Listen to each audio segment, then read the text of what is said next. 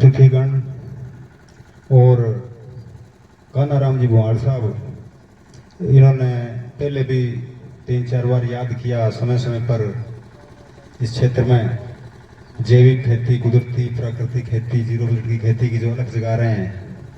इधर हमारे वकील साथी मंदिराम जी फूनिया साहब और निर्मल जी बरडिया साहब और इस क्षेत्र से पधारे हुए तमाम किसान साथी, मातृशक्ति व प्रेस के मित्रों, हमारे को ये जो प्राकृतिक खेती, कुदरती खेती, जैविक खेती की आवश्यकता क्यों पड़ी? क्योंकि सन 60 के दशक से पहले हमारे पूर्वज जो है वो जैविक खेती ही करते थे, प्राकृतिक ही करते थे, लेकिन कुछ समय की आवश्यकता थी और हरित क्रांति के नाम पर जो ये कीटनाशकों का और ये प्रचलन शुरू हुआ, उससे पहले 60 के दशक से पहले कोई किसान कर्जाऊ नहीं था, कोई किसान आत्महत्या नहीं करता था। सिर्फ लगभग खेती थी वो बरसात पर ही निर्भर थी। पूरे किसान जो है वो संपन्न था, सुखी था, समृद्ध था, लेकिन जो अन्न खाता था वो भी सात्विक था, पशुओं का चारा वगैरह सब शुद्ध था। लेकिन अब धीरे धीरे और इस ट्रैक पे आते आते और आज किसान की हालत ये हो गई है कि वो इस छोड़ के और उस ट्रैक पे जाने को तैयार नहीं है। उसकी मानसिकता ये हो गई है कि खाद के बगैर तो के हुए कि को नहीं हुए। तो मैं सन 2018 से 40 बीघा जमीन है रावड़ा के पास ही, ऑन रोड ही, खजूड़ा रोड पे, किसान साथी जो भी हैं वो कभी भी उस क्षेत्र में आए तो मेरे खेत देख सकते हैं। अभी कानाराम जी भाई साहब जाके आए थे और राजेश जी जाकर साहब पिछले साल जाके आए थे, मनीराम जी वकील साहब अभी जाके आए थे।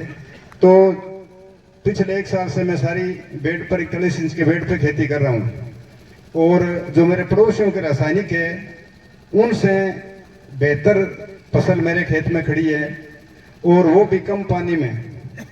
पड़ोसियों के 8 पानी से 7 पानी से कणक पकती है, मेरे 4 पानी से पक रही है।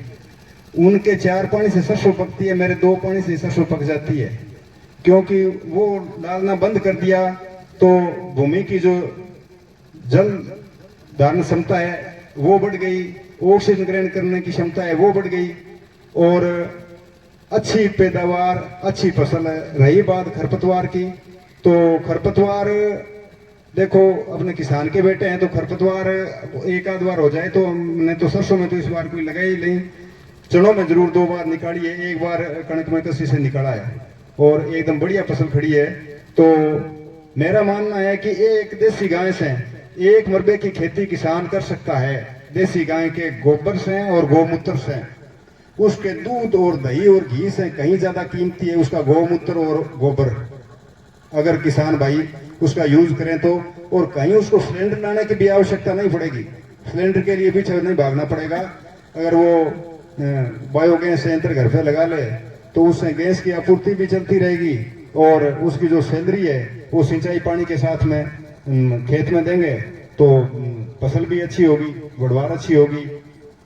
हरी खाद ढेंचा वगैरह है, फसलों के अवशेष वगैरह है, सरसों का गुणा है, मूंग का नीरा है, गुणा है, जो भी है वो सारा खेत के जो फसल के अवशेष हैं वो खेत में मिट्टी में मिला दो।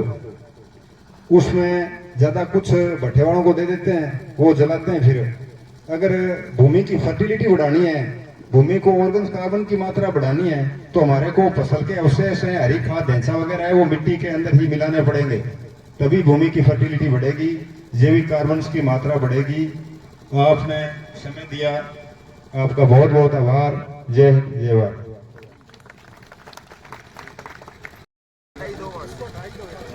जैविक कार्बन बढ़ाने को एक सस्तो सो सरल सो तरीको है। काचरगार काकड़िया का बीज बो दो, काचर का बीज ने पनपन ना दो, काचर को बीज है नहीं बिन पनपन ना दो, बिंगा फूल आवे भी ऊपर ना बात।